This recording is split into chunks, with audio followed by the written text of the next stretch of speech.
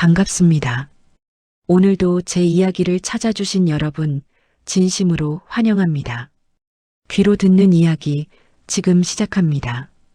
이야기를 시작하기에 앞서 구독, 좋아요는 이야기 제작에 큰 힘이 됩니다. 잊지 말고 꼭 눌러주시면 감사하겠습니다. 안녕하세요. 저는 결혼 7년 차를 맞이한 평범한 36살 여성입니다. 남들이 보기에 제 인생은 참으로 매끈한 포장지로 잘 쌓여 있는 선물 상자 같았을 거예요. 대기업에서 인정받는 과장 직급의 남편, 그리고 적당한 맞벌이로 일구어낸 신도시의 깨끗한 아파트까지. 친구들은 모임 때마다 제 남편을 보며 부러워했습니다.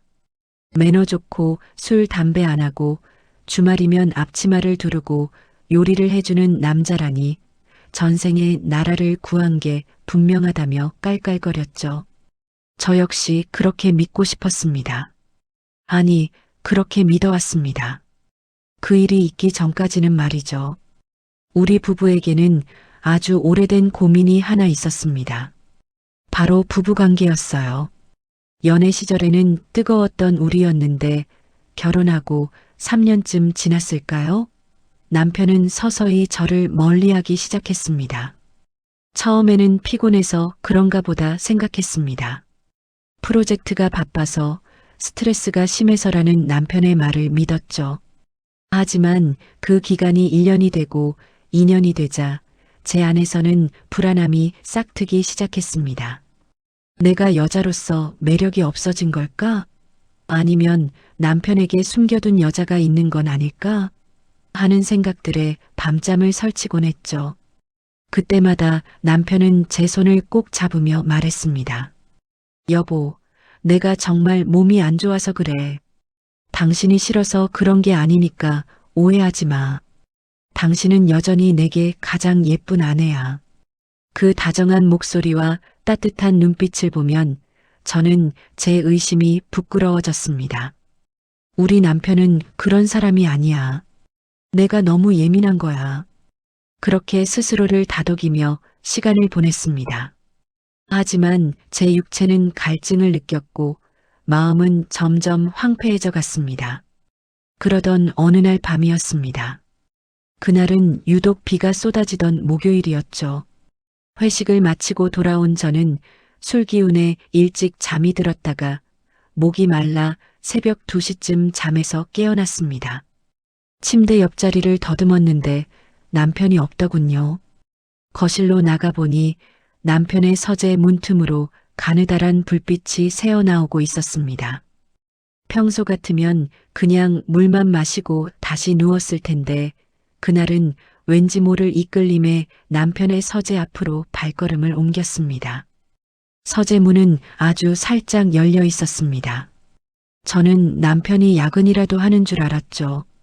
고생하는 남편을 위해 따뜻한 차라도 한 잔 타줄 생각에 문손잡이를 잡으려던 찰나였습니다.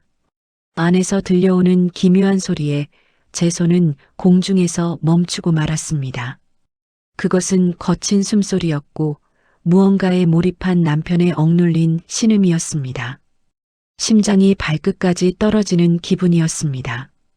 저는 숨을 죽이고 문틈 사이로 안을 들여다보았습니다. 그리고 저는 제 두 눈을 의심했습니다. 남편은 컴퓨터 모니터 앞에서 바지를 내린 채 제가 한 번도 본 적 없는 기괴하고도 탐욕스러운 표정으로 자위에 몰두하고 있었습니다. 모니터 속에서는 차마 입에 담기도 힘든 원색적인 영상들이 흘러나오고 있었죠. 그 순간의 충격은 말로 다 할 수 없습니다. 저와는 몸이 안 좋아서 피곤해서 손 하나 까딱하기 싫다던 그 남자가 제가 바로 옆방에서 잠든 사이 그런 짓을 하고 있다니요. 그것도 저를 완전히 배제한 채 혼자만의 세계에서 저열한 욕망을 배설하고 있었던 겁니다. 저는 문고리를 잡은 채 몸을 떨었습니다. 소리를 지르고 싶었지만 목소리가 나오지 않았습니다. 배신감보다 더 큰 수치심이 저를 덮쳤습니다. 제가 아내로서 지켜온 7년의 세월이 단 한순간에 쓰레기통에 처박히는 기분이었죠. 남편은 한참 동안이나 자신의 행위에 몰입하더니 이내 거친 숨을 몰아쉬며 등받이에 몸을 기댔습니다. 그리고는 아주 익숙한 손놀림으로 휴지를 뽑아 뒤처리를 하고 모니터에 인터넷 창을 닫더군요. 그 모든 과정이 너무나 능숙해서 이것이 오늘 처음 벌어진 일이 아니라는 것을 본능적으로 깨달았습니다.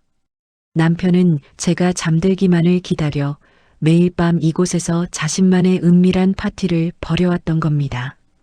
저는 조용히 안방으로 돌아와 이불을 뒤집어 썼습니다. 심장 소리가 너무 커서 남편에게 들릴까봐 두려웠습니다. 잠시 후 남편이 방으로 들어오는 소리가 들렸습니다. 그는 아무 일도 없었다는 듯 제 곁에 누워 제 어깨를 살포시 안았습니다. 그 손길이 닿는 순간 소름이 끼쳐 비명을 지를 뻔했습니다. 방금까지 그 더러운 짓을 하던 손으로 저를 만지다니요. 남편의 고른 숨소리가 들려올 때까지 저는 눈을 감고 지옥 같은 시간을 견뎠습니다. 다음 날 아침 남편은 평소처럼 다정한 미소를 지으며 저를 깨웠습니다.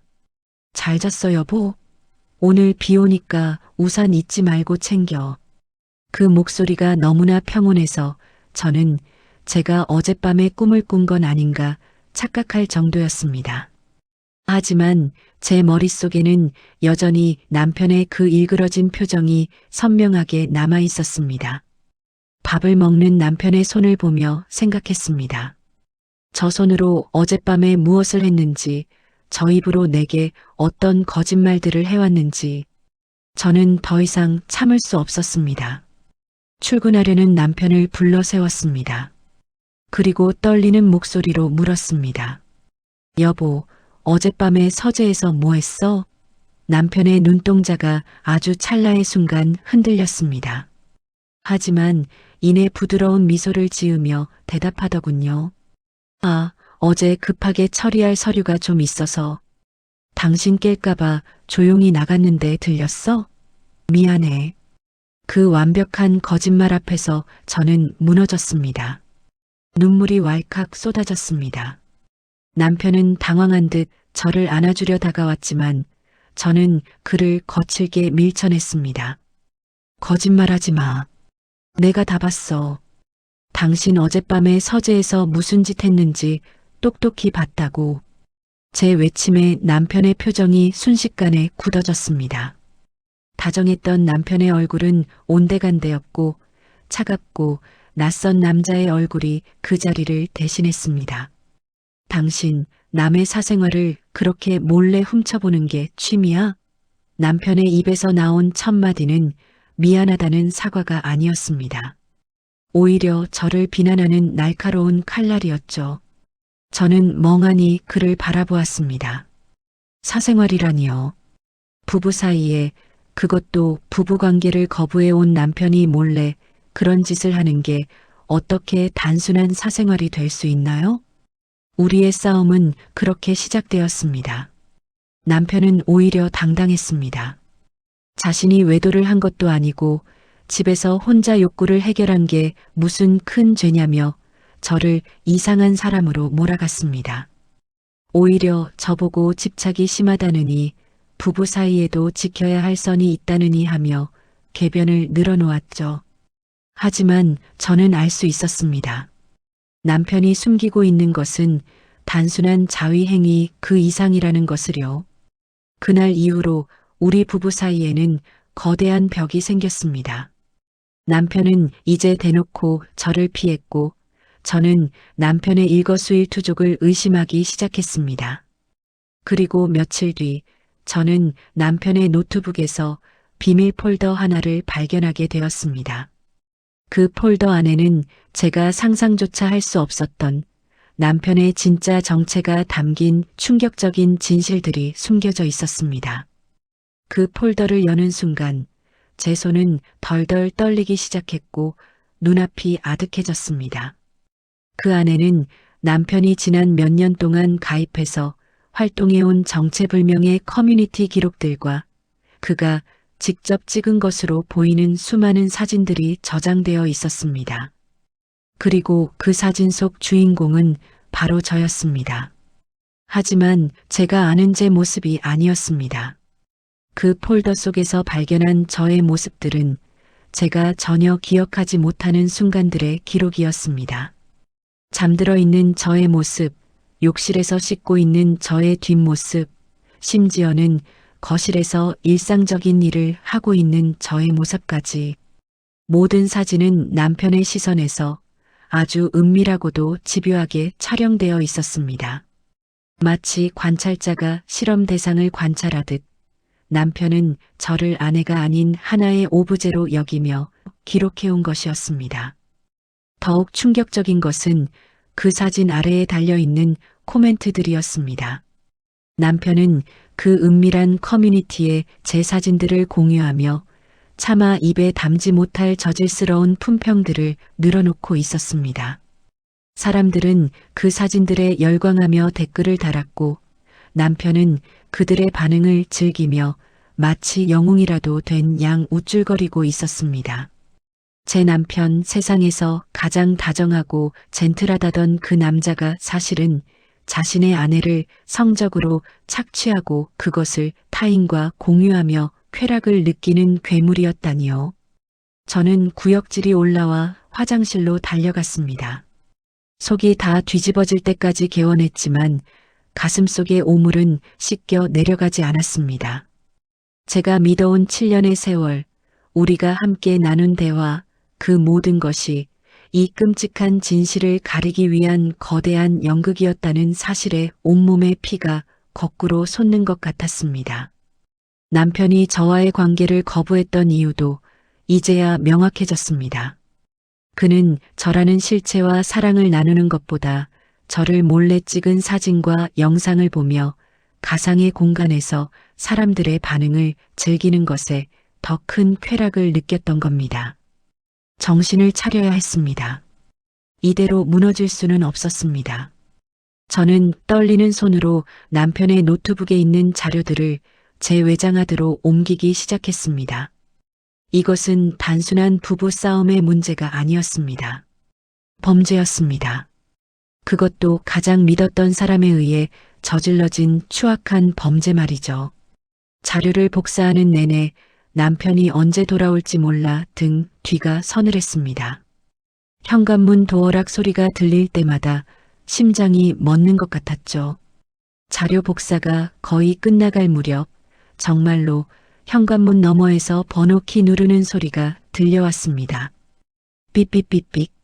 저는 급하게 노트북 창을 닫고 외장하드를 주머니에 쑤셔 넣었습니다. 그리고 아무 일도 없었던 것처럼 거실 소파에 앉아 책을 펴들었습니다. 심장이 터질 듯이 뛰었지만 입술을 깨물며 참았습니다. 여보, 나왔어. 남편의 목소리가 들렸습니다. 여전히 평온하고 다정한, 그래서 더 소름 끼치는 그 목소리. 남편은 거실로 들어오더니 제 곁에 앉아 제 머리를 쓰다듬었습니다. 왜 이렇게 안색이 안 좋아? 어디 아파? 그 손길이 닿는 순간 저는 온몸에 전율이 일었습니다. 이 손으로 카메라를 들고 나를 찍었겠지. 이 입으로 나를 조롱하는 글들을 써내려갔겠지. 저는 겨우 미소를 지으며 대답했습니다. 아니, 그냥 좀 피곤해서 그래요. 일찍 쉬고 싶네. 남편은 의심스러운 눈초리로 저를 잠시 바라보더니 이내 고개를 끄덕이며 서재로 향했습니다. 아마 또다시 그 모니터 앞에 앉아 자신의 추악한 세계로 빠져들 준비를 하겠죠. 저는 방으로 들어와 문을 잠그고 어둠 속에 앉아 생각했습니다. 이제 어떻게 해야 할까? 이 괴물 같은 남자와 어떻게 끝을 내야 할까? 단순히 이혼하는 것만으로는 부족했습니다. 그가 저지른 짓에 합당한 대가를 치르게 하고 싶었습니다. 하지만 남편은 사회적으로 명망 있는 위치에 있었고 주변 사람들은 모두 그를 법 없이도 살 사람이라 칭송하고 있었습니다. 제가 이 사실을 폭로한다 해도 오히려 제가 미친 사람 취급을 받을 수도 있는 상황이었습니다. 남편은 교묘하게 증거를 인멸할 것이고 저는 다시 고립되겠죠. 저는 결심했습니다. 그가 쌓아 올린 가짜 성을 무너뜨리기 위해 저 또한 치밀해지기로 말이죠. 다음 날부터 저는 평소와 다름없는 아내의 모습으로 돌아갔습니다. 남편의 애교 섞인 농담에 웃어주고 그를 위해 맛있는 저녁을 차렸습니다. 남편은 제가 모든 것을 잊고 다시 예전으로 돌아왔다고 믿는 눈치였습니다. 하지만 제 가슴 속에는 서늘한 복수의 칼날이 자라고 있었습니다. 저는 우선 남편이 활동하는 그 커뮤니티에 직접 접속해 보기로 했습니다. 남편의 아이디와 비밀번호를 알아내는 것은 어렵지 않았습니다. 그는 자신이 완벽하게 저를 통제하고 있다고 믿었기에 방심하고 있었죠. 그곳에 발을 들인 순간 저는 인간의 악의가 어디까지 깊어질 수 있는지 목격했습니다. 남편은 그곳에서 신적인 존재로 추앙받고 있었습니다. 자신의 아내뿐만 아니라 처제, 장모님에 대한 언급까지 서슴지 않으며 선을 넘고 있었죠. 저는 그들의 대화 내용을 하나하나 캡처하고 녹화했습니다. 그리고 남편이 그 커뮤니티 회원들과 오프라인 모임을 계획하고 있다는 사실도 알게 되었습니다. 이번 주 토요일 한 펜션에서 정기 모임이 열린다는 것이었죠. 남편은 그날 세미나가 있다며 외박을 하겠다고 제게 거짓말을 해둔 상태였습니다. 저는 그 모임이 열리는 장소를 확인하고 조용히 반격을 준비했습니다. 토요일 아침 남편은 평소처럼 깔끔하게 차려입고 가방을 챙겼습니다. 여보, 나 다녀올게. 내일 오후에 올 거니까 밥 잘 챙겨 먹고 있어. 저는 남편의 넥타이를 정성스럽게 고쳐 매주며 말했습니다. 네, 조심히 다녀오세요. 가서 좋은 시간 보내시고요. 남편은 제 이마에 가볍게 입을 맞추고 문을 나섰습니다. 문이 닫히는 소리와 함께 제 얼굴에서 웃음기가 사라졌습니다. 저는 미리 연락해둔 사람들을 만났습니다. 그들은 디지털 성범죄 피해자들을 돕는 단체와 변호사, 그리고 제가 개인적으로 고용한 조사관들이었습니다. 우리는 남편이 말한 펜션으로 향했습니다. 그곳에서 벌어질 추악한 파티의 현장을 직접 목격하고 움직일 수 없는 증거를 확보하기 위해서였죠. 펜션에 도착했을 때 이미 여러 대의 차가 주차되어 있었습니다. 창밖으로 들려오는 남자들의 웃음소리와 술잔 부딪히는 소리가 산속의 고요함을 찢어밟히고 있었습니다. 저는 숨을 고르며 카메라를 켰습니다. 남편, 이제 당신이 만든 연극의 막을 내릴 시간이야. 우리는 조심스럽게 건물 안으로 잠입했습니다. 거실에는 남편을 포함한 대여섯 명의 남자가 모여 대형 화면에 무언가를 띄워놓고 낄낄거리고 있었습니다. 화면 속에는 역시나 제 사진들이 펼쳐지고 있었죠. 남편은 술잔을 높이 들며 소리쳤습니다. 여러분, 이게 바로 제가 말씀드린 그 아내의 민낯입니다. 어때요? 기막히지 않습니까? 그 순간 저는 거실 문을 박차고 들어갔습니다. 남편의 표정이 순식간에 하얗게 질렸습니다.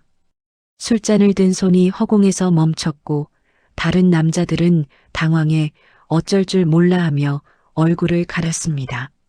저는 아무 말 없이 남편의 눈을 똑똑히 응시했습니다. 그리고 제 뒤로 경찰과 변호사들이 들어섰습니다. 이게 무슨 짓이야? 남편이 비명 지르듯 물었습니다. 저는 차분하게 대답했습니다. 사생활이라며? 그래서 나도 내 사생활 좀 챙기러 왔어. 당신이 그렇게 자랑하고 싶어 하던 내 모습들, 이제 세상 사람들에게도 보여줘야지. 공평하게 말이야. 남편은 무릎을 꿇고 빌기 시작했습니다. 잘못했다고, 한 번만 용서해달라고 울부짖었습니다. 하지만 그 눈물조차 제게는 역겨운 연기로만 보였습니다. 경찰들이 남편의 컴퓨터와 장비들을 압수하고 그들을 연행해가는 뒷모습을 보며 저는 비로소 깊은 숨을 내뱉을 수 있었습니다. 하지만 이것이 끝이 아니었습니다. 경찰 조사 과정에서 남편의 정체에 대한 더 경악스러운 진실이 밝혀지기 시작했거든요. 그는 단순한 관음증 환자가 아니었습니다. 그가 운영하던 커뮤니티는 훨씬 더 거대하고 조직적인 범죄의 온상이었고 남편은 그 핵심 인물이었습니다. 그리고 그 수사 과정에서 저는 제가 전혀 몰랐던 남편의 또 다른 여자와 그들 사이에서 태어난 아이의 존재까지 알게 되었습니다. 남편이 감추고 있던 마지막 비밀은 저를 완전히 무너뜨릴 만큼 잔혹한 것이었거든요. 그 진실은 남편의 금고 깊숙한 곳에 보관되어 있던 일기장 한 권에 적혀 있었습니다. 그 일기장의 첫 페이지를 넘기는 순간 저는 우리가 만난 첫날부터 모든 것이 치밀하게 계획된 범죄였다는 사실을 깨닫게 되었습니다. 과연 그 일기장에는 어떤 내용이 적혀 있었을까요? 남편이 저를 선택한 진짜 이유는 무엇이었을까요? 손에 잡힌 남편의 비밀 일기장은 낡은 가죽 냄새가 났습니다. 하지만 그 안에서 풍겨나오는 진실의 악취는 제 코를 찔렀고 정신을 아찔하게 만들었습니다. 첫 페이지를 넘기자마자 저는 제 눈을 의심했습니다. 그곳에는 날짜와 함께 타겟 관찰 기록이라는 제목이 붙어 있었습니다. 그리고 그 첫 번째 타겟은 바로 저였습니다. 8년 전 우리가 처음 만났던 그날의 기록부터 시작되더군요. 오늘 카페에서 우연히 마주친 척하며 그녀에게 말을 걸었다. 그녀는 내가 설정한 도도하면서도 빈틈 있는 커리어 우먼의 표본이었다. 조금만 다정하게 굴면 금방 넘어올 타입이다. 내 컬렉션에 이만한 트로피는 없을 것이다. 이런 문장들이 무심하게 적혀 있었습니다. 소름이 돋았습니다. 제가 운명이라 믿었던 우리의 첫 만남은 남편이 수개월 전부터 저의 동선을 파악하고 철저하게 계산해서 연출한 한 편의 연극이었습니다.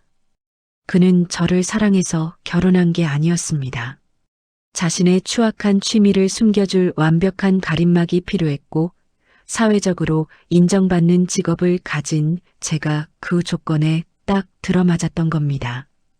일기장 곳곳에는 저를 가스라이팅하기 위해 그가 사용한 기술들이 나열되어 있었습니다. 부부관계를 거부하면서 제가 자책하게 만드는 법, 제 자존감을 서서히 깎아내려 자신에게 의존하게 만드는 법 등이 마치 매뉴얼처럼 정리되어 있었죠. 더욱 기가 막힌 것은 경찰 조사에서 드러난 그의 또 다른 삶이었습니다. 남편에게는 저 몰래 살림을 차린 여자가 있었습니다.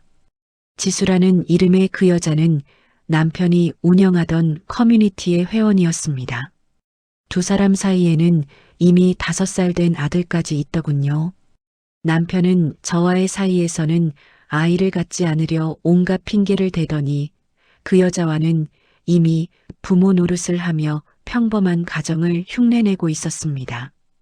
저는 그 여자를 직접 만나보기로 했습니다. 도대체 어떤 여자이기에 이런 끔찍한 남자와 함께하는 것인지 확인하고 싶었습니다.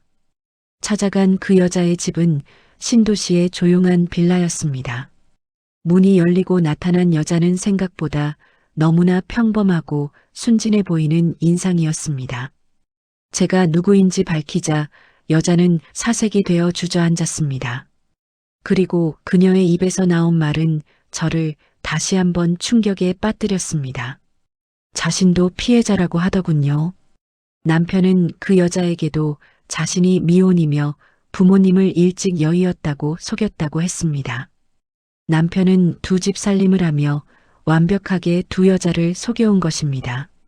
저에게는 유능하고 다정한 남편으로 그 여자에게는 성실하고 자상한 아이 아빠로 말이죠.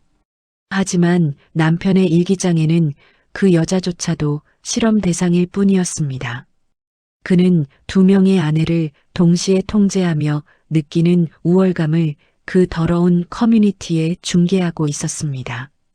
남편의 노트북에서 발견된 또 다른 폴더에는 그 아이의 사진들도 가득했습니다.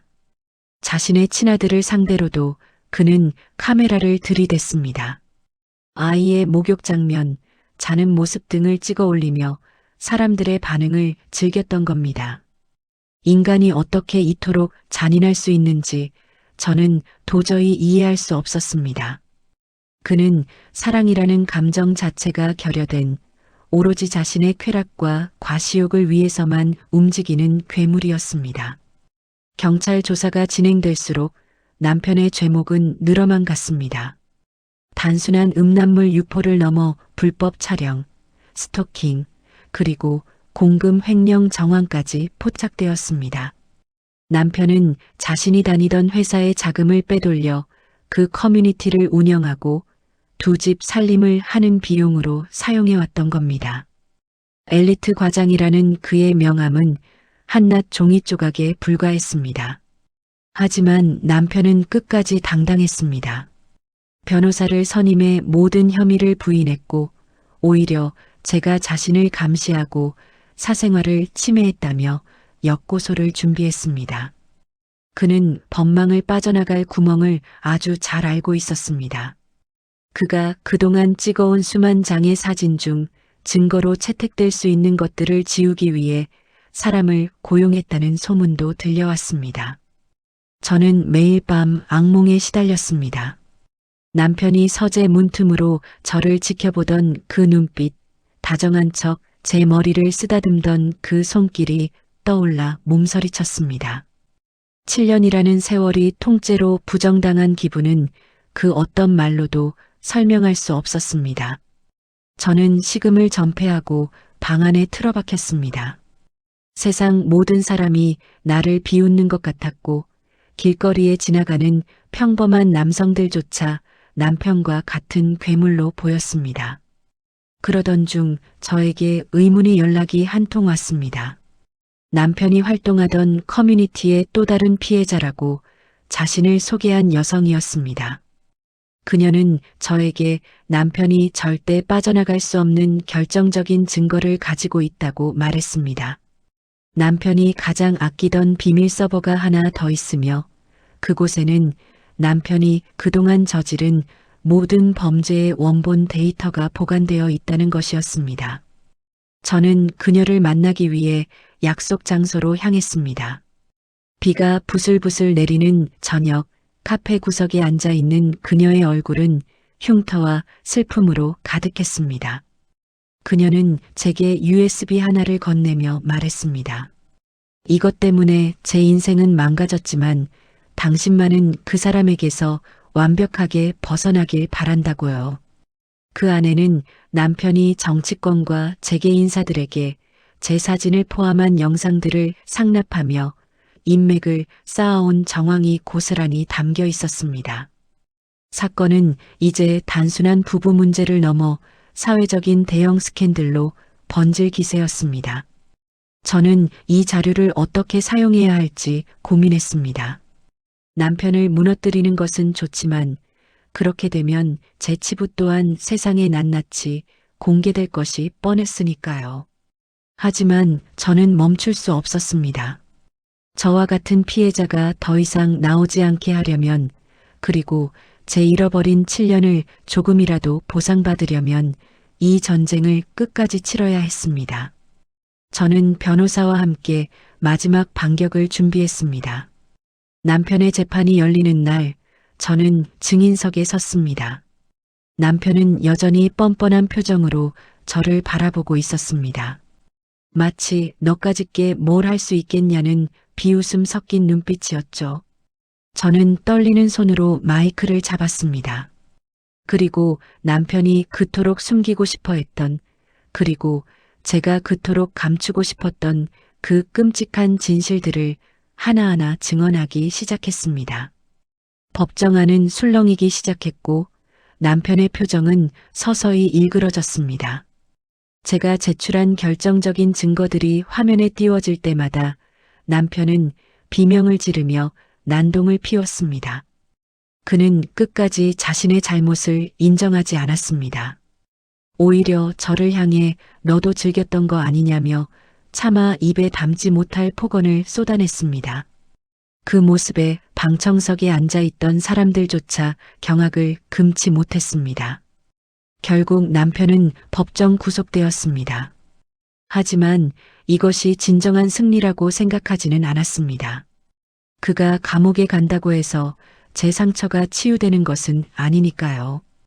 이혼 서류에 도장을 찍고 법원을 나오는데 하늘이 유난히도 맑았습니다. 7년 만에 처음으로 깊은 숨을 들이마실 수 있었습니다. 이제야 긴 터널을 빠져나온 기분이었습니다. 그런데 그날 오후 집으로 돌아온 저에게 등기 우편 하나가 도착했습니다. 보낸 사람의 이름은 적혀 있지 않았습니다. 떨리는 마음으로 봉투를 열어보니 그 안에는 제가 처음 보는 남편의 어린 시절 사진 한 장과 짧은 메모가 적혀 있었습니다. 그 메모를 읽는 순간 저는 이 모든 비극이 시작된 진짜 뿌리가 무엇인지 깨닫게 되었습니다. 메모에는 이렇게 적혀 있었습니다. 당신이 이겼다고 생각하지 마. 이건 시작일 뿐이야. 우리 가문의 저주는 아직 끝나지 않았어. 사진 속 어린 남편의 옆에는 그와 똑같이 생긴 남자가 무서운 표정으로 서 있었습니다. 그리고 그 남자의 손에는 지금의 남편이 그랬던 것처럼 작은 카메라가 들려 있었습니다. 저는 깨달았습니다. 남편은 단순한 범죄자가 아니라 아주 오래전부터 대물림되어 온 거대한 악순환의 일부분이었다는 것을요. 그리고 그 배후에는 남편조차 두려워하던 더 거대한 존재가 숨어 있다는 사실을 말이죠. 과연 남편의 과거에는 어떤 비밀이 숨겨져 있는 걸까요? 그리고 제게 이 편지를 보낸 사람은 누구일까요? 이제 저는 그 저주의 실체를 파헤치기 위해 다시 한번 위험한 길을 떠나려 합니다. 남편의 고향으로 내려가 그가 자라온 환경과 숨겨진 가족사를 추적하기 시작했습니다. 그곳에서 제가 마주하게 된 것은 상상조차 할 수 없었던 기괴한 마을의 전통과 비밀스러운 모임들이었습니다. 이야기는 이제 제가 알던 남편의 개인적인 일탈을 넘어 한 마을이 수십 년간 지켜온 끔찍한 비밀로 향하고 있습니다. 그 마을 사람들 모두가 남편의 공범일지도 모른다는 의심이 들기 시작한 그 순간 누군가 제 뒤에서 서늘한 목소리로 말을 걸어왔습니다. 찾으시는 게 이건가요? 돌아본 제 눈앞에 나타난 사람은 다름 아닌 남편의 죽은 줄로만 알았던 어머니였습니다. 그녀의 손에는 남편의 일기장과 똑같은 모양의 가지만 훨씬 더 오래된 일기장 수십 권이 들려 있었습니다. 그녀는 과연 저에게 무엇을 보여주려는 걸까요? 이 끔찍한 성과 거짓말의 연대기는 어디서부터 잘못된 것인지 그 소름 끼치는 전말을 모두 공개하겠습니다. 남편의 죽은 줄로만 알았던 어머니가 제 앞에 서 계셨습니다. 주름진 얼굴에 서린 서늘한 기운은 남편의 그 낯선 표정과 너무나 닮아 있었습니다. 그녀는 아무 말 없이 저를 마을 변두리의 낡은 한옥으로 이끌었습니다. 그곳 방 안에는 수천 권은 됨직한 일기장과 앨범들이 벽면을 가득 채우고 있었죠. 이것들이 다 무엇이냐고 묻는 제 목소리는 가늘게 떨리고 있었습니다. 그녀는 마른 입술을 떼며 나지막이 말했습니다. 우리 집안 남자들은 대대로 보는 것에 미쳐 있었단다. 누군가의 삶을 훔쳐보고 그것을 기록하는 것이 이 집안의 유일한 생존 방식이었지. 제 시아버지가 그랬고 제 남편이 그랬으며 이제는 제 아들이 그 뒤를 잇고 있는 것이라고요. 저는 믿을 수 없었습니다. 한 사람의 일탈이 아니라 가문 전체의 광기였다니요. 그녀가 보여준 앨범 속에는 남편의 어린 시절 사진들이 있었습니다. 하지만 평범한 성장 앨범이 아니었습니다. 아이가 잠든 모습, 밥을 먹는 모습, 심지어 울고 있는 모습까지도 아주 멀리서 망원 렌즈로 촬영한 듯한 구도의 사진들이었습니다. 남편은 태어나는 순간부터 자신의 아버지에게 관찰당하고 기록당하며 자라온 것이었습니다. 그리고 그 고통스러운 기억은 성인이 된 남편에게 똑같은 괴물을 심어 놓은 셈이었죠. 시어머니는 저를 보며 슬픈 미소를 지었습니다. 내가 죽은 사람처럼 숨어 살아야 했던 이유도 바로 그것이란다. 기록당하는 삶에서 벗어나기 위해 내 스스로를 지워야만 했지. 하지만 내 아들은 결국 아버지를 닮아버렸구나. 그녀의 손은 일기장 위를 쓸어내리며 떨리고 있었습니다. 저는 그 일기장들 중 하나를 무작위로 펼쳐보았습니다. 거기에는 남편이 저를 처음 만났을 때 썼던 기록보다 훨씬 더 구체적이고 악의적인 관찰 내용들이 빼곡했습니다. 더욱 소름 끼치는 사실은 이 마을 전체가 이 은밀한 취미를 공유하고 있다는 것이었습니다. 마을 어귀에 설치된 수많은 폐쇄회로 카메라들은 방범용이 아니었습니다. 누군가의 사생활을 훔쳐보기 위한 도구들이었죠. 마을 사람들은 서로의 집안을 들여다보고 그것을 품평하며 때로는 도박의 소재로 삼기도 했습니다. 남편이 운영하던 그 커뮤니티의 모태가 바로 이 기괴한 마을이었던 겁니다. 저는 당장이라도 이곳을 벗어나고 싶었습니다. 하지만 시어머니는 제 팔을 붙잡으며 경고했습니다. 지금 나가면 위험해. 그들이 이미 내가 여기 온 것을 알고 있단다. 마을 사람들의 시선이 느껴지기 시작했습니다.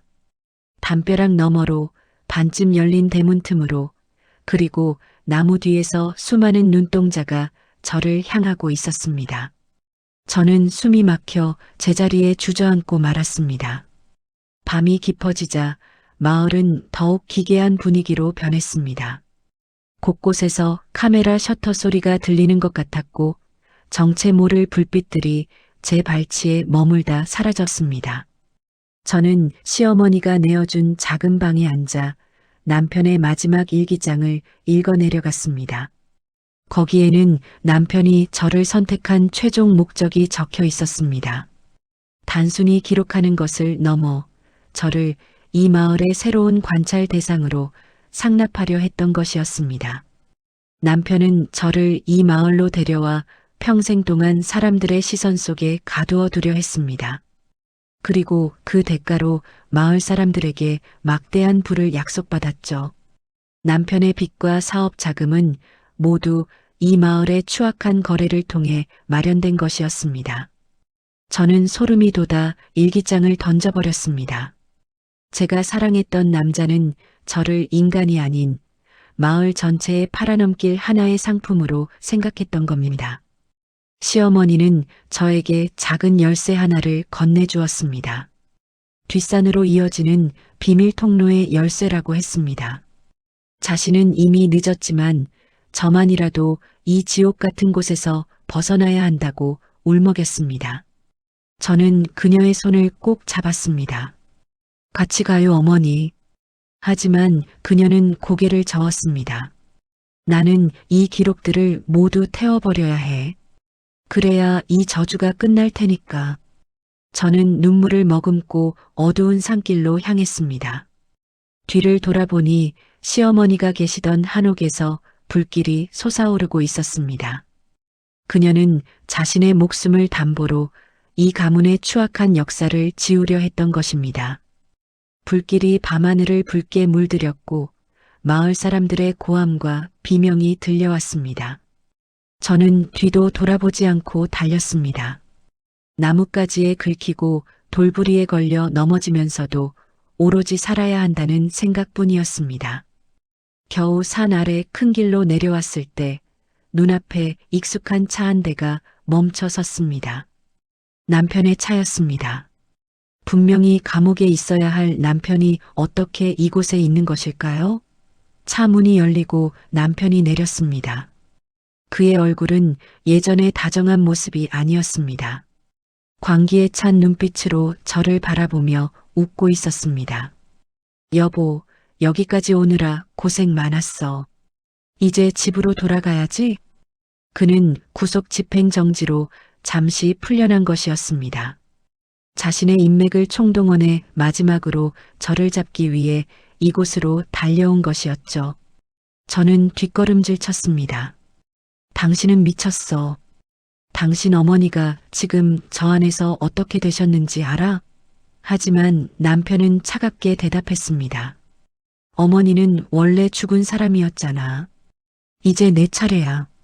너를 완벽하게 기록해서 우리 마을의 전설로 만들어줄게. 남편은 천천히 저에게 다가왔습니다. 그의 손에는 작은 소형 카메라가 들려 있었습니다. 그 렌즈가 저를 향하는 순간 저는 죽음보다 더한 공포를 느꼈습니다. 저 렌즈 속에 갇히면 저는 영원히 빠져나올 수 없을 것 같았습니다. 남편의 손이 제 목을 향해 뻗어오는 순간 멀리서 사이렌 소리가 들려왔습니다. 시어머니가 미리 경찰에 신고를 해두었던 것이었습니다.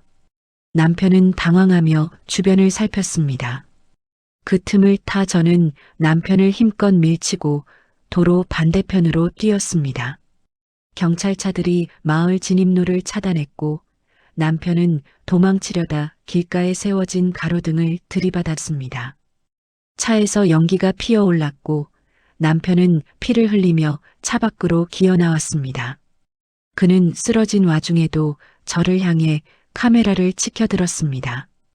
끝까지 죽는 순간까지도 그는 관찰자의 본능을 버리지 못했습니다. 사건은 그렇게 일단락되는 듯 했습니다.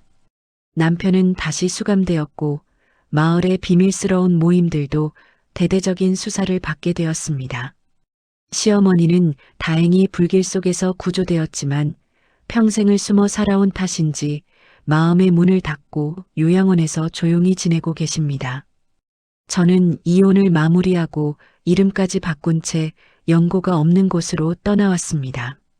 하지만 저는 여전히 불안합니다. 길을 걷다 누군가와 눈이 마주치면 심장이 덜컥 내려앉습니다. 혹시 저 사람이 남편의 커뮤니티 회원은 아닐까? 혹시 지금도 누군가 저 멀리서 나를 찍고 있는 건 아닐까? 어둠 속에 혼자 있을 때면 어디선가 카메라 셔터 소리가 환청처럼 들려옵니다. 제 삶은 이제 완전히 파괴되었습니다. 육체는 자유를 찾았을지 몰라도 영혼은 영원히 그 렌즈 속에 갇혀버린 것만 같습니다. 오늘도 저는 창문을 모두 가리고 불을 끈 채 방 안에 앉아 있습니다. 그런데 갑자기 현관문 밑으로 얇은 봉투 하나가 밀려 들어왔습니다. 떨리는 손으로 봉투를 열어보니 거기에는 오늘 아침 제가 집을 나설 때의 모습이 찍힌 사진 한 장이 들어 있었습니다. 그리고 사진 뒷면에는 이런 문구가 적혀 있었습니다. 우리는 당신을 절대 놓지 않습니다. 관찰은 계속될 것입니다. 저는 비명을 지르며 사진을 찢어버렸습니다. 대체 누구일까요? 남편은 감옥에 있고 마을 사람들도 모두 조사를 받고 있는데 누가 아직도 저를 지켜보고 있는 것일까요? 혹시 남편이 말했던 그 거대한 배우가 정말로 실존하는 것일까요? 공포가 다시 저를 짓누르기 시작했습니다. 이 싸움은 끝나지 않았습니다. 아니, 어쩌면 이제 막 진짜 게임이 시작된 것일지도 모릅니다. 저는 다시 가방을 챙겼습니다. 이제는 도망치는 것이 아니라 저를 감시하는 그 실체를 직접 찾아내야겠습니다. 그들이 누구든 어떤 권력을 가졌든 제 인생을 이대로 포기할 수는 없으니까요. 다음 장소는 남편의 일기장에 마지막으로 적혀있던 좌표입니다.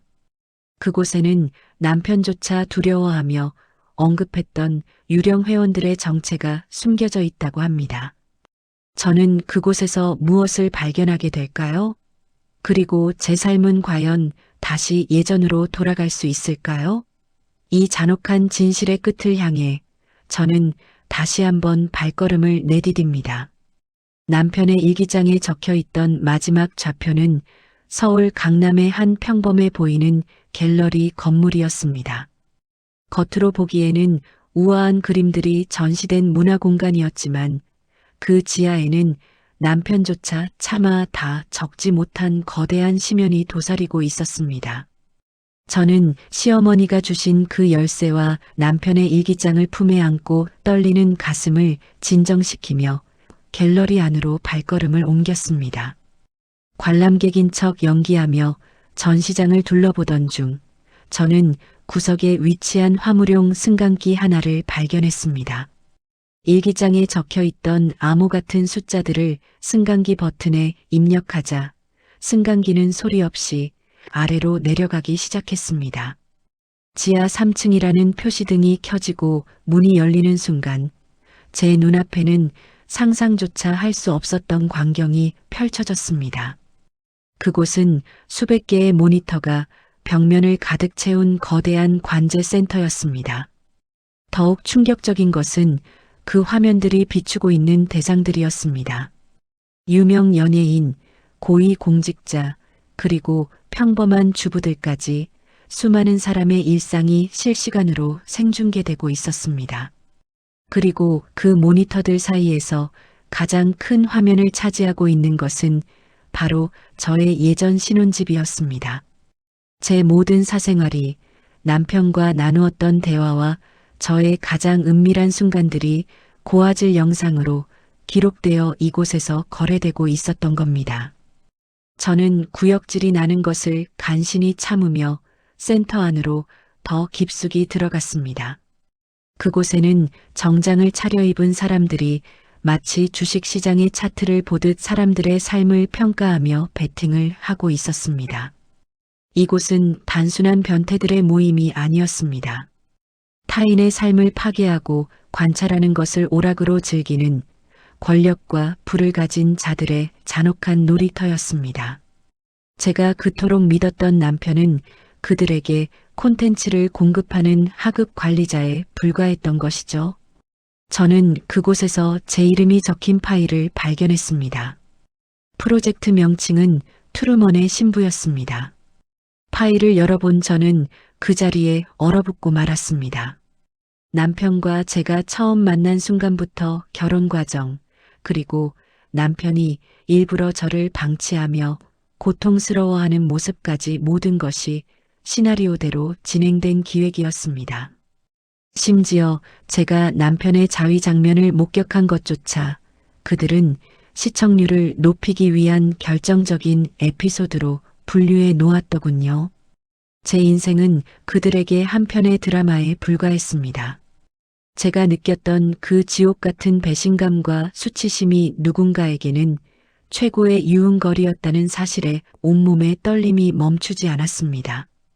그때 누군가 제 뒤에서 박수를 치며 다가왔습니다. 드디어 주인공이 여기까지 찾아오셨군요. 이번 시즌의 결말로는 정말 최고입니다. 돌아본 제 앞에는 제가 가장 신뢰했던 대학 동창이자 변호사인 민석이가 서 있었습니다. 남편을 고소할 때 저를 가장 가까이서 돕겠다던 그가 이 추악한 조직의 핵심 인물이었던 겁니다. 민석이는 비열한 미소를 지으며 제게 다가왔습니다. 너무 놀라지 마. 내 남편은 그냥 연기력이 부족한 배우였을 뿐이야. 하지만 너는 달랐어. 너의 그 처절한 표정과 무너져 내리는 모습은 우리 회원들에게 엄청난 인기를 끌었거든. 덕분에 이번 분기 수익이 어마어마해. 저는 주머니 속에 숨겨두었던 소형 녹음기를 꽉 쥐었습니다. 민석이는 제 손을 가볍게 낚아채더니 녹음기를 바닥에 던져 짓밟았습니다. 그리고 제 턱을 들어 올리며 속삭였습니다. 여기서 나갈 생각은 하지 마. 이제 시즌2를 시작해야지. 이번엔 내가 관찰자가 되어보는 건 어때? 아니면 더 자극적인 피해자가 되거나. 선택권은 너에게 줄게. 그의 뒤로 보안 요원들이 나타나 저를 에워쌌습니다. 저는 절망적인 상황 속에서도 시어머니가 주셨던 그 오래된 일기장을 떠올렸습니다. 그 일기장 맨 뒷장에 적혀 있던 남편조차 알지 못했던 단 하나의 문구가 생각났습니다. 그것은 이 건물의 모든 전력을 한 번에 차단할 수 있는 비상 스위치의 위치였습니다. 저는 기회를 엿보다 민석이의 얼굴을 힘껏 내리치고 전산실로 달렸습니다. 보안 요원들의 추격이 시작되었고 건물 안에는 날카로운 경보음이 울려 퍼졌습니다. 저는 미친 듯이 달려 비상 배전판 앞에 섰습니다.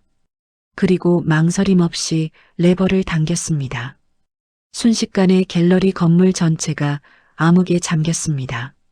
수백 개의 모니터가 일시에 꺼지며 타인들의 삶을 훔쳐보던 그 더러운 불빛들도 사라졌습니다. 저는 암흑 속에서 미리 익혀둔 구조를 따라 지상으로 향하는 계단을 올랐습니다. 건물 밖으로 나오니 시원한 밤 공기가 저를 맞이했습니다. 하지만 저는 알고 있었습니다. 민석이와 그 배후 세력들이 이대로 물러나지 않을 것이라는 걸요. 그들은 이미 제 모든 신상 정보를 알고 있고 언제든 다시 저를 사냥하려 들 것입니다. 저는 공중전화로 달려가 경찰이 아닌 남편의 일기장에 적혀 있던 또 다른 번호로 전화를 걸었습니다. 그 번호는 이 조직에 의해 삶이 파괴된 피해자들이 모여 만든 비밀 결사의 연락처였습니다. 수화기 너머로 낮은 여성의 목소리가 들려왔습니다. 드디어 연락하셨군요. 우리가 당신을 오랫동안 기다려왔습니다. 이제 당신이 받은 고통을 그들에게 돌려줄 시간입니다. 저는 그들의 안내에 따라 이름도 모르는 안전가옥으로 몸을 숨겼습니다. 그곳에는 저처럼 삶을 도둑맞은 사람들이 수십 명 모여 있었습니다. 우리는 각자가 가진 증거들을 모아 이 거대한 관찰 제국을 무너뜨릴 최후의 전쟁을 준비하기 시작했습니다. 저는 더 이상 예전의 연약한 아내가 아니었습니다. 그들이 만들어준 시나리오 속의 주인공도 아니었습니다. 저는 이제 제 인생의 진정한 감독이 되어 그들의 추악한 얼굴을 전 세계에 폭로할 계획을 세웠습니다. 우선 우리는 민석이의 자금줄을 추적했습니다. 그 결과 이 조직이 단순히 유흥을 넘어 사람들의 사생활을 빌미로 정치인과 기업인들을 협박하며 대한민국 전체를 조종하고 있다는 사실을 알아냈습니다. 이것은 한 부부의 비극을 넘어선 국가적인 범죄였습니다. 작전 개시일은 일주일 뒤로 정해졌습니다. 그날은 이 조직의 VIP 회원들이 모두 모이는 대규모 경매 행사가 열리는 날이었습니다. 저는 그곳에 가장 비싼 경매품으로 직접 들어가기로 결심했습니다. 제 목숨을 건 위험한 도박이었지만 그 방법만이 그들의 심장부를 한 번에 타격할 수 있는 유일한 길이었습니다. 변장한 채 경매장에 잠입한 저는 무대 위에서 저를 비웃는 민석이의 눈을 똑똑히 바라보았습니다. 그는 제가 다시 제 발로 걸어 들어온 줄 알고 승리감에 도취해 있었습니다. 하지만 그는 몰랐습니다. 제가 입고 있는 드레스 안에는 이 모든 현장을 실시간으로 전 세계에 송출할 수 있는 특수 장비가 숨겨져 있다는 사실을요. 경매가 시작되고 민석이가 제 가치를 설명하며 저질스러운 농담을 던지는 순간 저는 준비한 스위치를 눌렀습니다. 경매장 벽면에 설치된 대형 스크린에 민석이의 얼굴과 그동안의 범죄 기록, 그리고 지금 이 자리에 모인 VIP들의 명단이 차례대로 공개되었습니다. 경매장은 순식간에 아수라장이 되었습니다. 당황한 민석이가 저에게 달려들었지만 저는 이미 준비해둔 호신용 스프레이를 뿌리고 무대 뒤로 몸을 숨겼습니다. 동시에 우리 팀원들이 건물을 점거하고 모든 데이터를 외부 서버로 복사하기 시작했습니다. 현장에는 미리 대기하고 있던 언론사와 검찰 수사관들이 들이닥쳤습니다. 숨어있던 괴물들이 빛 아래로 드러나는 순간이었습니다. 민석이는 체포되면서도 저를 향해 소리쳤습니다. 내가 이길 수 있을 것 같아? 우린 어디에나 있어. 하지만 저는 당당하게 대답했습니다. 알아. 하지만 이제는 내가 너희를 지켜볼 거야. 영원히 너희가 저지른 짓들을 기록하고 감시할 거야. 사건은 연일 대서특필되었고 대한민국은 큰 충격에 빠졌습니다. 남편과 민석이를 포함한 조직원들은 모두 엄중한 처벌을 받게 되었습니다. 하지만 제 마음속의 응어리는 쉽게 풀리지 않았습니다. 세상은 다시 평온을 되찾은 듯 보였지만 저는 알고 있었습니다. 아직 드러나지 않은 더 깊은 뿌리가 남아있다는 것을요. 재판이 끝난 뒤 저는 시어머니가 계신 요양원을 다시 찾았습니다. 시어머니는 훨씬 편안해진 얼굴로 저를 맞이해 주셨습니다. 그녀는 제 손을 잡으며 낡은 종이 한 장을 건네주었습니다. 그것은 남편이 죽기 직전 저에게 남긴 마지막 편지였습니다. 편지를 읽어 내려가던 저는 눈물을 멈출 수 없었습니다.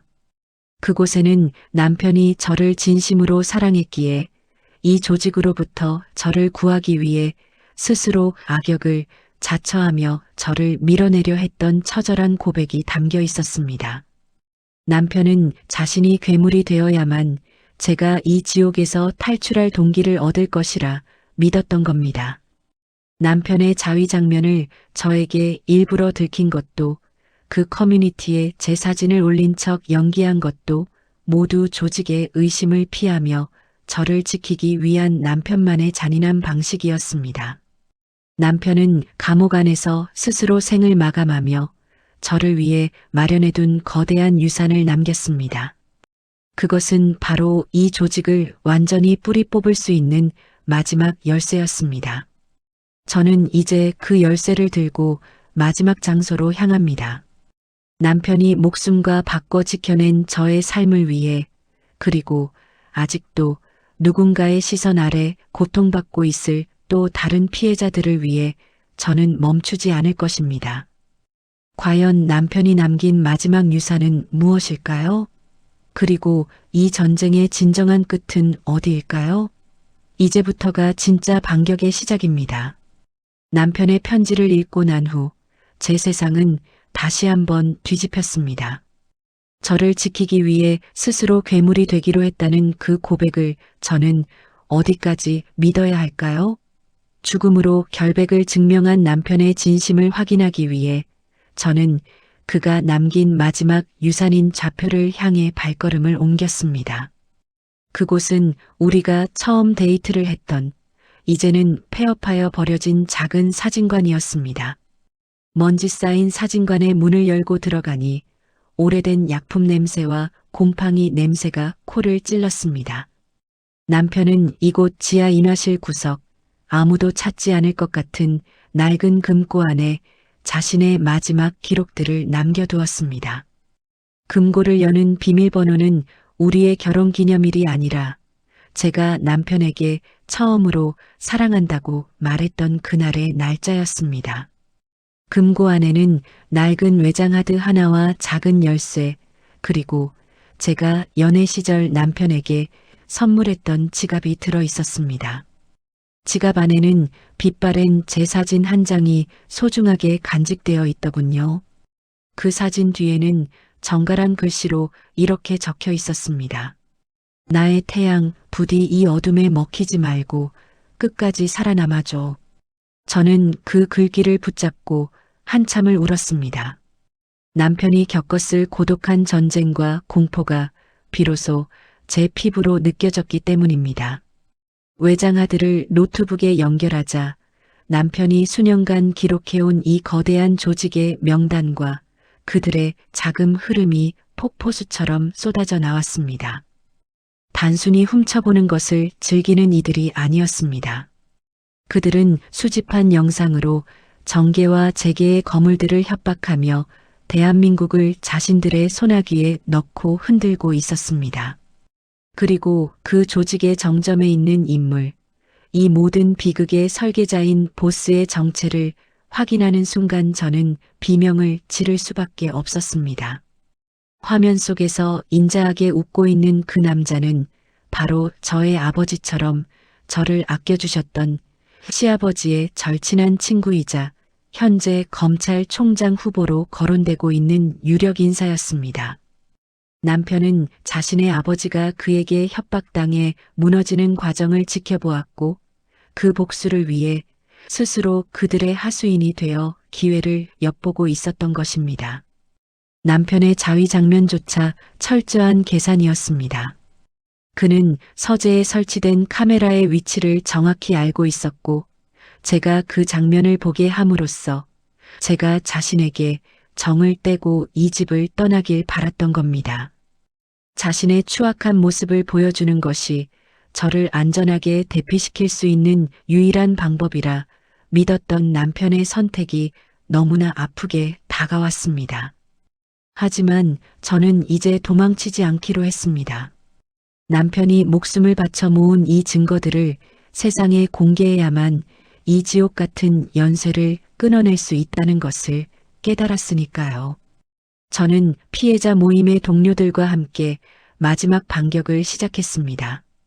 우리는 그들의 서버를 마비시키는 동시에 전국에 설치된 그들의 은밀한 카메라들을 역으로 해킹하여 그들의 추악한 실체를 실시간으로 전 국민에게 송출할 계획을 세웠습니다. 작전 당일 유력 인사의 검찰총장 청문회가 열리는 국회 앞은 긴장감으로 가득했습니다. 그는 카메라 앞에서 정의와 법치를 논하며 가식적인 미소를 짓고 있었습니다. 저는 청문회장 바로 앞 카페에 앉아 노트북의 엔터키를 눌렀습니다. 그 순간 국회 대형 스크린과 전국의 전광판 그리고 수천만 대의 스마트폰에는 그가 저지른 온갖 불법 촬영과 협박의 증거들이 쏟아지기 시작했습니다. 현장은 순식간에 아수라장이 되었습니다. 당황한 그는 단상 뒤로 몸을 숨겼지만 이미 늦었습니다. 분노한 시민들이 국회로 몰려들었고 그동안 그에게 협박당해 숨죽여 살던 수많은 피해자가 거리로 나와 목소리를 높였습니다. 남편의 희생이 헛되지 않았음을 증명하는 순간이었습니다. 하지만 승리의 기쁨도 잠시였습니다. 조직의 잔당들은 마지막 발악을 시작했습니다.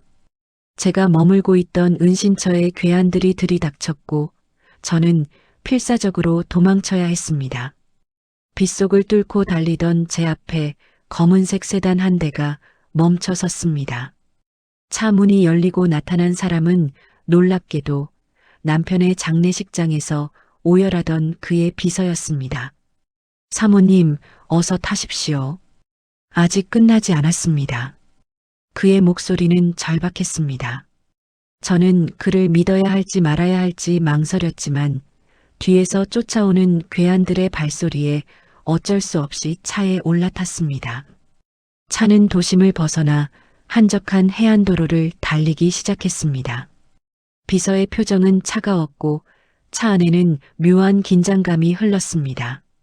비서님, 어디로 가는 거죠? 이제 다 끝난 거 아닌가요?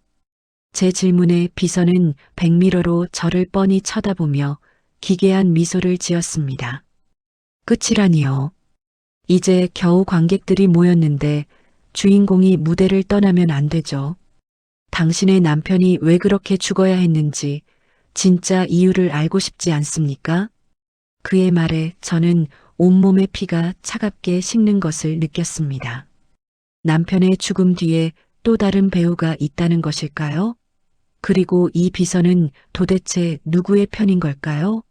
차는 점점 더 깊은 어둠 속으로 향했고 멀리서 거대한 폐공장의 실루엣이 나타나기 시작했습니다.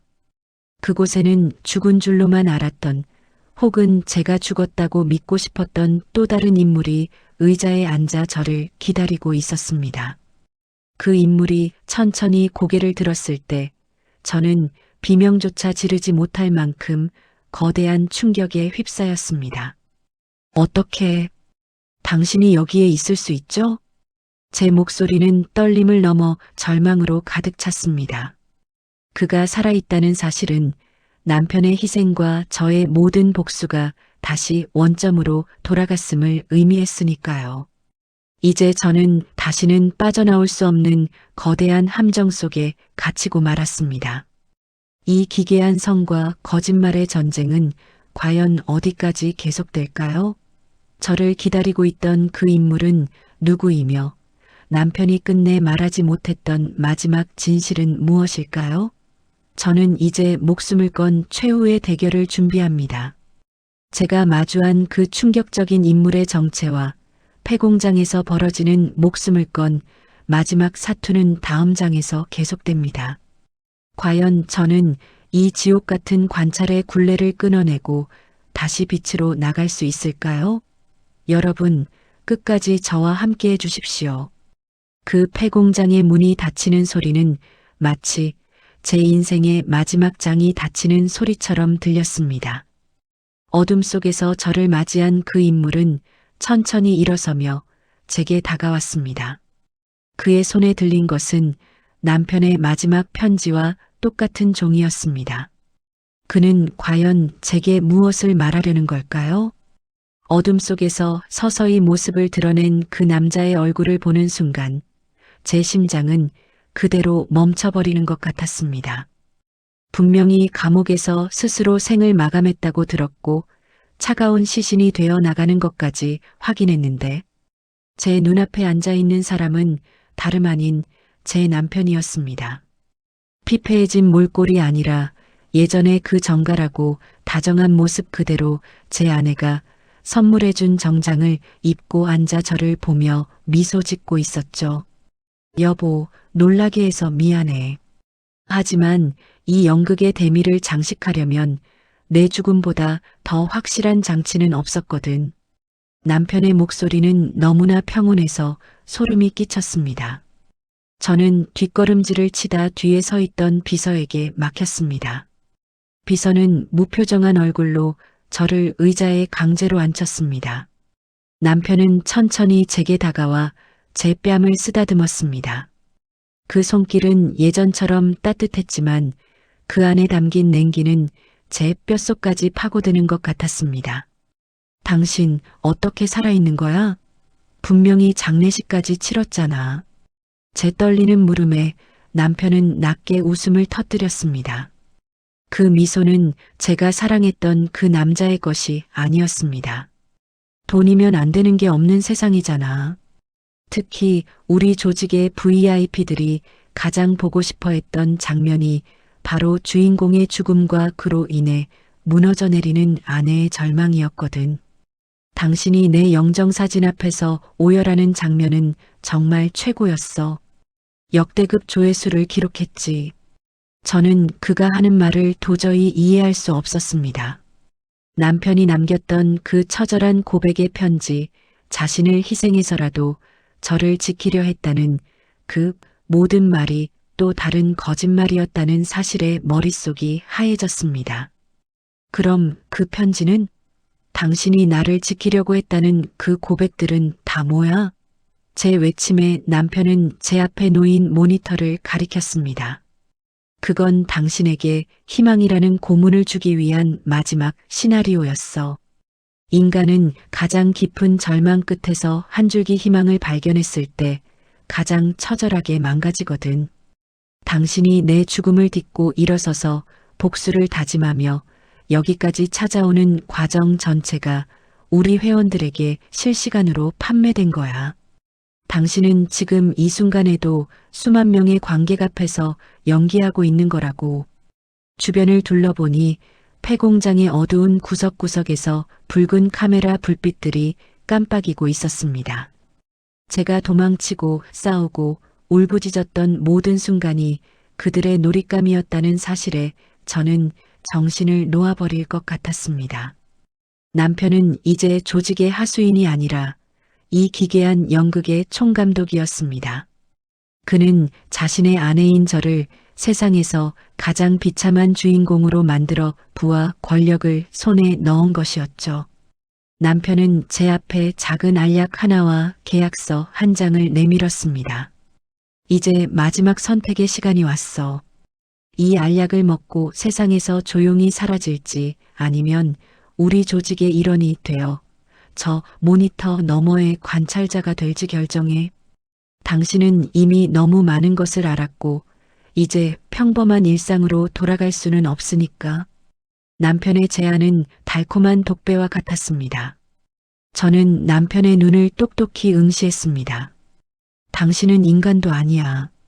당신이 처음 서재에서 그 더러운 짓을 하던 날, 나는 당신을 불쌍하게 여겼어. 당신이 무언가에 중독되어 길을 잃은 거라고 믿고 싶었으니까. 하지만 당신은 처음부터 끝까지 악마였어. 제 말에 남편의 표정이 순식간에 차갑게 굳었습니다. 그는 제 머리채를 잡아 억지로 모니터 앞으로 끌고 갔습니다. 잘 봐. 내가 그토록 지키려 했던 내 자존심이 얼마나 값싸게 팔려나가는지. 저 채팅창의 글들을 보라고. 사람들은 내 고통을 보며 환호하고 있어. 이게 인간의 본성이야. 나는 단지 그 판을 깔아준 것뿐이라고. 모니터 속에는 저를 향한 입에 담지 못할 조롱과 성적인 농담들이 쉴 새 없이 올라오고 있었습니다. 저는 눈을 감아버렸습니다. 하지만 귀로 들려오는 남편의 비웃음은 막을 수 없었습니다. 그때였습니다.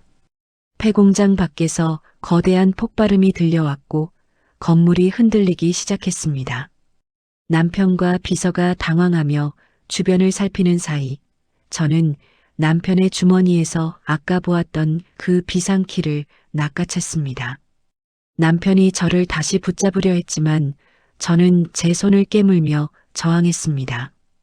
폭발음은 점점 더 가까워졌고 공장 안으로 검은 연기가 자욱하게 밀려들어왔습니다. 이것은 제가 미리 준비해둔 마지막 반격이 아니었습니다. 피해자 모임의 동료들이 제가 이곳에 끌려온 것을 알고 목숨을 걸고 구하러 온 것이었죠. 공장의 천장이 무너져 내리고 불길이 치솟는 아수라장 속에서 저는 남편의 눈에 서린 공포를 보았습니다. 그는 카메라 뒤에 숨어 있을 때만 강한 척하던 비겁한 겁쟁이였을 뿐입니다. 저는 불길을 뚫고 밖으로 달렸습니다. 뒤에서 남편이 제 이름을 부르며 소리치는 것이 들렸지만 저는 돌아보지 않았습니다. 그와 함께했던 7년의 세월을, 그 추악한 기억들을 저 불길 속에 모두 던져버리고 싶었습니다. 공장 밖으로 탈출했을 때 저를 기다리고 있었던 것은 경찰차의 사이렌 소리와 동료들의 외침이었습니다. 하지만 사건은 여기서 끝나지 않았습니다.